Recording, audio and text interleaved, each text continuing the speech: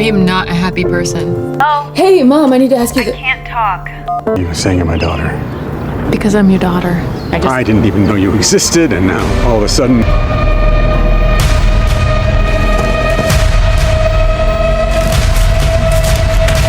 Jackson, look. What?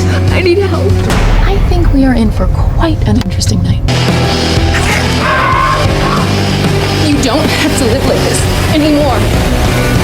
Movie के start में हम एक लड़की जैक्सन को देखते हैं जो पंखे से रस्सी बांध रही थी। वो अपनी लाइफ से तंग आ चुकी थी। अब वो रस्सी को अपने गले में डाल देती है, लेकिन शायद अभी इसका मरना लिखा नहीं था, क्योंकि वो रस्सी टूट जाती है और जैक्सन बच जाती है। दरअसल उसकी जिंदगी में बहुत सारे मसाइल हैं जिनकी वजह से वो इतना परेशान रहती है कि डिप्रेशन का शिकार हो गई। अपना दुख वो किसी से शेयर भी नहीं कर सकती थी, क्योंकि उसकी लाइफ में ऐसा कोई नहीं है जो उसे समझे। सीन शिफ्ट होता है एक आदमी पर जिसका नाम सैम था। घर आने में आज उसे देर हो गई थी। उसकी वाइफ पूछती है कि आज तुम लेट क्यों हो गए, जिस पर वो जवाब देता है कि आज ऑफिस में काम ज्यादा था, बस इसलिए देर हो गई। जैक्सन रोने लग गई क्योंकि वो बच गई थी। फिर वो मैसेज करती है सैम को। जब सैम अपने मोबाइल में देखता है कि जैक्सन नाम की लड़की उसे मैसेज कर रही है और खुद को इसकी बेटी बता रही है, सैम हैरान हो जाता है। फिर उसे लगा कि शायद कोई मेरे साथ मजाक कर रहा है, लेकिन जब उस लड़की ने अपनी मदर का नाम बताया तो सैम काफी हैरान रह गया, क्योंकि ये उसकी पहली वाइफ का नाम था जिसे वो छोड़ चुका था। जैक्सन उसे कहती है कि क्या हम मिल सकते हैं, जिस पर सैम मान जाता है। वो अपनी वाइफ से बहाना करके जैक्सन से मिलने निकल जाता है। वो पार्क में मिलने का प्लान बनाते हैं, जहाँ जैक्सन पहले पहुँच जाती है।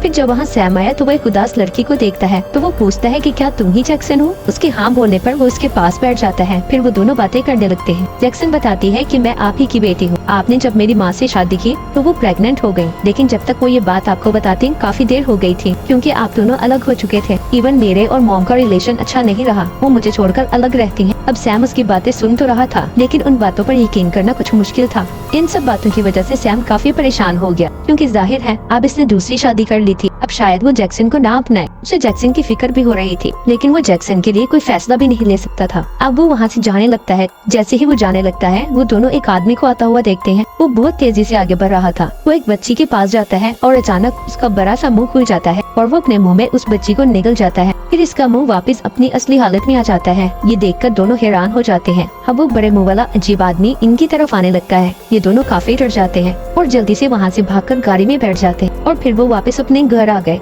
अब जैक्सन को यकीन ही नहीं आ रहा था कि इसने बड़े मुंह वाले अजीब आदमी को देखा है, इसीलिए वो इंटरनेट पर इसके बारे में सर्च करती है, लेकिन वहाँ भी उसे कोई इन्फॉर्मेशन नहीं मिलती। तभी कोई उसके घर का दरवाजा जोर जोर से नॉक करता है। पहले तो जैक्सन थोड़ा घबरा जाती है, लेकिन फिर हिम्मत करके वो दरवाजा खोलती है, लेकिन वहाँ पर कोई भी नहीं था। अब जब वो दरवाजा बंद करके पीछे मुड़कर देखती है तो वो बड़े मुंह वाला आदमी घर के अंदर आ गया था। वो अपना बड़ा सा मुंह खोलकर उसकी तरफ बढ़ने लगता है जैक्सन को निकलने के लिए। तभी वो एक रॉड लेकर उसके मुंह में मारती है। वो उसे साइड पर करके वहाँ से भाग जाती है और सैम के घर आ जाती।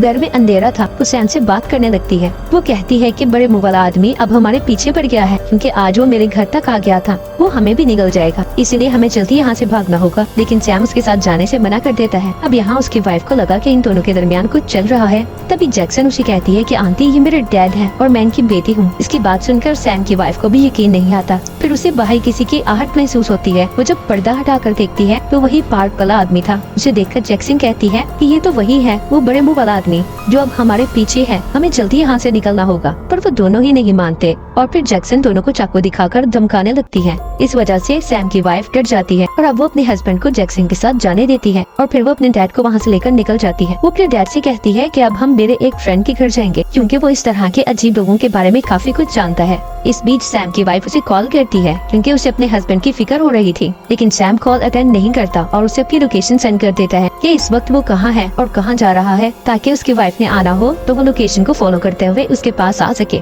थोड़ी देर में जैक्सन और सैम उसके फ्रेंड के घर पहुँच जाते हैं, लेकिन जब वो अंदर जाते हैं तो वहाँ पार्टी चल रही थी। सारे ही नशे में धुत थे, लेकिन उसके फ्रेंड को थोड़ा बहुत होश था। जैक्सन अपने फ्रेंड को उस बड़े मुंह वाले आदमी के बारे में बताती है। उसका नाम रखती है चोम्पी। वो अपने फ्रेंड को बाहर ले आई और उसे अपनी गाड़ी में बिठाकर अपने साथ ले जाने लगती है। वो उससे पूछता है कि आखिर आप लोग मुझसे क्या चाहते हैं, जिस पर जैक्सन उसे कहती है कि तुम हमारे लिए एक जादुई दायरा बनाओ, ताकि चोम्पी उसे पार करके हम तक ना पहुंच सके। अब इसी बीच इन्हें वही बच्ची दिखाई देती है जिसे पार्क में चोम्पी निगल गया था। जैक्सन गाड़ी रोककर उस बच्ची के पास जाती है जो काफी घबराई हुई थी। जैक्सन उससे पूछती है कि तुम्हें क्या हुआ और उस आदमी ने तुम्हारे साथ क्या किया था। तुम उसके अंदर से बाहर कैसे निकली? पर वो बच्ची उसे कोई जवाब नहीं देती। अब तभी जैक्सन और सैम चॉम्पी को अपनी तरफ आता देखते हैं। वो काफी डर गए। इस बार वो बच्ची को भी अपने साथ गाड़ी में बिठाकर वहाँ से भाग जाते हैं। फिर वो दोबारा से जैक्सन के दोस्त के घर आ गए। जब वो अंदर आते हैं तो सैम जैक्सन से बात करने जाता है तो वो देखता है कि जैक्सन तो नशा ले रही है। उसे गुस्सा आता है तो वो जैक्सन के हाथ से पैकेट लेकर नीचे फेंक देता है, जिस पर जैक्सन सैम से कहती है कि डैड, आपको अंदाजा नहीं है कि मेरी जिंदगी में क्या चल रहा है। मैं डिप्रेशन का शिकार हूँ, इसलिए ये सब करती हूँ। अब ये बातें सुनकर सैम को बहुत दुख होता है। अब जैक्सन का फ्रेंड उस बच्ची को गाड़ी से बाहर आने का कहता है, क्योंकि वो काफी डरी हुई थी इसलिए बाहर आने से मना कर देती है। फिर जैक्सन बच्ची को प्यार से मनाकर बाहर ले आती है और उसे गोद में उठाकर घर के अंदर ले आती है। जैक्सन को वहाँ एक बुक मिलती है। बुक लेकर जब वो रूम से बाहर आई तो देखती है सैम जमीन पर बेहोश पड़ा है। अब वो बच्ची उसके मुंह के पास बैठी, पर जैसे ही इसने जैक्सन को देखा वो वहाँ से भाग गई। अब वो जल्दी से सैम के पास आकर उसे उठाती है। सैम को जब होश आया तो वो बताता है कि मुझे ऐसे फील हो रहा था जैसे मुझे कोई खाने की कोशिश कर रहा है। जैक्सन फिर से वो बुक देखने लगती है जहाँ अब उसे उस मॉन्स्टर के बारे में पता चल गया था जो लोगों को खा जाता है। अब तभी वो नोटिस करते हैं कि सैम का एक पाँव छोटी बच्ची जैसा बन गया है, जिसे देखकर वो हैरान हो गया। अब अपने डैड का ध्यान पाँव से हटाने के लिए जैक्सन इनसे इधर उधर की बातें करने लगती है। तब सैम बताता है कि मैंने अपनी वाइफ को कॉल करके यहाँ बुला लिया है। ये सुनकर जैक्सन को बहुत बुरा लगता है। अब वो अपने डैड से नाराज होकर वहाँ से जाने लगी। तभी इन्हें बाहर किसी की आवाज सुनाई दी, जो कोई और नहीं बल्कि चॉम्पी था, जो उनकी तरफ ही आ रहा था। वो डरते नहीं बल्कि हिम्मत करके उससे बात करने की कोशिश करते हैं। सैम उससे पूछता है कि तुम्हारे साथ क्या मसला है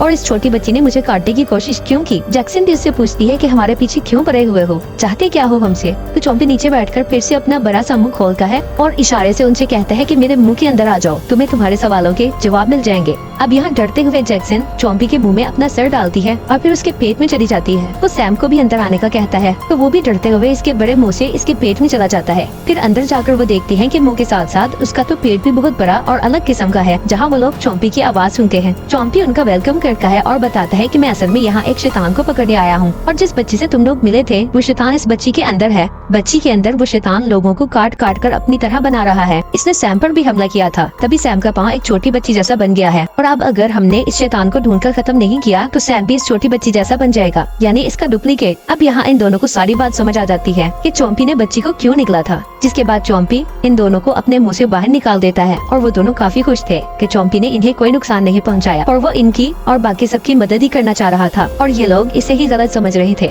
चॉम्पी वहाँ से जाने लगा तो सैम की वाइफ गाड़ी लेकर वहाँ आ जाती है और वो गाड़ी चॉम्पी के ऊपर चढ़ा देती है। वो बुरी तरह कुचला गया और ऐसे ही मुंह खुली हालत में उसकी डेथ हो जाती है। जैक्सन काफी दुखी हो गई। वो इसकी लाश के पास आकर बैठ गई और सैड होते हुए कहती है कि चॉम्पी तो हमारी मदद करना चाहता था लेकिन ये तो मर गया। तब सैम की वाइफ कहती है कि हम पुलिस को बुला देते हैं, पर जैक्सन और सैम इस बात से इनकार कर देते हैं, जिसके बाद वो चॉम्पी की लाश को जैक्सन के फ्रेंड की गाड़ी की डिग्गी में रखते हैं। होटल आकर जैक्सन सैम को कहती है कि डैड, आप अपनी वाइफ से कितना डरते हैं। अब ये बात सुनकर सैम को बहुत बुरा लगता है। फिर सैम जैक्सन को कहता है कि अभी ये बात करने का टाइम नहीं है, हमें इस बच्ची को ढूंढकर प्यार से इससे बात करनी चाहिए कि वो कितना गलत कर रही है। ये आइडिया जैक्सन को पसंद नहीं आता। वो कहती है कि डैड, आपको क्या लगता है कि वो प्यार से हमारी बात मानेगी? इसका जो हल है हमें वही करना है ताकि शैतान खत्म हो जाए। अब वो बच्ची एक लड़की के पास गई और उससे बहाने से हेल्प मांगती है ताकि उसे भी काट कर अपने जैसा बना ले। और दूसरी तरफ ये तीनों बच्ची को ढूंढने निकल जाते हैं, लेकिन रास्ते में सैम कहता है कि मैं अपने पाँव की वजह से ये महसूस कर सकता हूँ कि वो बच्ची यही आस पास है। इन्हें वो बच्ची मिल जाती है जिसके साथ वहाँ उस जैसे दो और बच्चियाँ भी थी जो दरअसल उसकी क्लोन्स थी। ये देखकर जैक्सन गाड़ी से उतरकर बाहर आती है। उसे देखकर वो बच्चियां वहाँ से भागने लगती हैं। तब जैक्सन सैम की वाइफ की मदद से उनमें से एक बच्ची को पकड़ लेती है और उसे डिग्गी में डालने की कोशिश करने लगी। इन्हें ऐसा करते हुए एक आदमी देख लेता है और सोचता है कि वो शायद बच्ची को किडनैप कर रही हैं। इसलिए वो अपना मोबाइल निकालकर पुलिस को कॉल करने लगता है। इससे पहले कि वो ऐसा करता, जैक्सन उस पर हमला कर देती है और उसे काफी मारती है, जिसकी वजह से उस आदमी को वहाँ से भागना पड़ता है। फिर वो तीनों गाड़ी में बैठकर वहाँ से निकल जाते हैं। अब वो लोग जैक्सन के घर आ गए। वो बच्ची को डिग्गी से बाहर निकालकर बहुत मुश्किल से घर के अंदर लेकर आते हैं और उसे चेयर से बांध देते हैं। जैक्सन अपने फ्रेंड को कॉल मिलाती है और कहती है कि हमने तुम्हारे घर में चॉम्पी की लाश को छोड़ा था, तो उसे लेकर यहाँ आ जाओ। थोड़ी देर बाद जब जैक्सन घर से बाहर देखती है तो वहाँ बच्ची के बहुत सारे क्लोन्स थे जो इनके घर की तरफ ही आ रहे थे। यहाँ जैक्सन उनसे कहती है कि हमें इस बच्ची को टॉर्चर करना चाहिए। हो सकता है जब इसे टॉर्चर किया जाए तो बाकी क्लोन्स भी पेन महसूस करें और यहाँ से चले जाएं। लेकिन सैम इसके लिए मना कर देता है। सारे क्लोन्स घर के पास आ गए थे। वो खिड़कियाँ और दरवाजे खोलकर घर के अंदर आने लगते हैं। तभी बाहर जैक्सन का दोस्त भी आ जाता है, लेकिन वो गाड़ी से बाहर नहीं आ सकता था क्योंकि इसके चारों तरफ भी बच्ची के क्लोन्स थे। अब जैक्सन अपने फ्रेंड को कॉल करती है। वो पूछता है अब मुझे क्या करना होगा। वो कहती है है तुम हमारे लिए जादुई दायरा बनाओ ताकि ये हमें नुकसान न पहुंचा सके। उसका दोस्त कहता है कि मुझे कोई जादुई दायरा बनाना नहीं आता, मैं कोई जादूगर थोड़ी ना हूँ। तभी सैम देखता है कि कुछ क्लॉन्स ने इसकी वाइफ पर हमला करके उसे पकड़ा हुआ है। सैम भी उन क्लॉन से लड़ने लगता है। वो उन्हें मारकर वहाँ से भगाता है और अपनी वाइफ को बचा लेता है। अब जैक्सन घर से बाहर आती है। वो क्लॉन्स को धक्का देकर साइड पर करते हुए अपने फ्रेंड के पास आ जाती है और अपने फ्रेंड से गाड़ी की डिग्गी खोलने का कहती है। अब जैसे ही इसने डिग्गी खोली, जैक्सन एक क्लॉन को पकड़कर उसे चॉम्पी के मुंह में डाल देती है। लेकिन तभी एक दूसरी क्लॉन जैक्सन को पकड़ लेती है और उसे भी चॉम्पी के मुंह में फेंक देती है। सैम और उसकी वाइफ एक जगह बैठे हुए थे तो वो देखता है इसकी वाइफ का हाथ भी छोटी बच्ची जैसा बन गया है। इस वजह से वो दोनों काफी परेशान हो जाते हैं। अब जब जैक्सन चॉम्पी के पेट में जाती है वो वहाँ असली बच्ची से बात करती है। वो रोते हुए इसे कहती है कि मैं किसी को भी नुकसान पहुँचाना नहीं चाहती, लेकिन जो मेरे अंदर शैतान है वो सबको काट काट कर मेरे जैसा बनाता जा रहा है। इसने मेरे जरिए मेरे मॉम डैड को और बहुत से लोगों को काटा, जिससे सबके सब मेरे जैसे बन गए हैं। इससे पहले कि वो यहाँ मेरे ऊपर हावी हो जाए,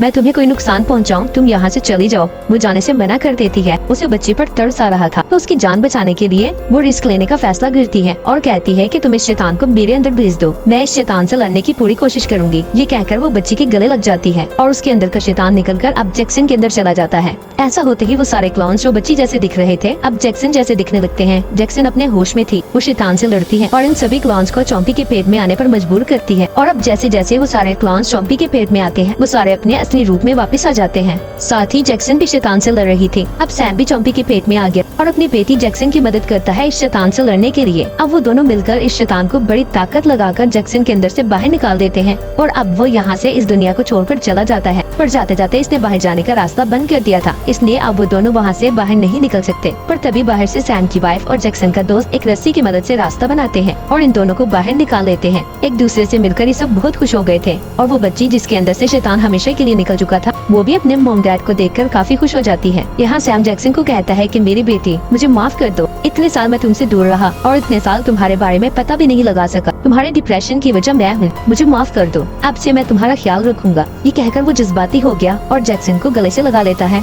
अपने बाप का प्यार देखकर जैक्सन भी रो देती है और यहाँ इसकी वाइफ ने जैक्सन को अपना लिया था और यही मूवी का एंड हो जाता है।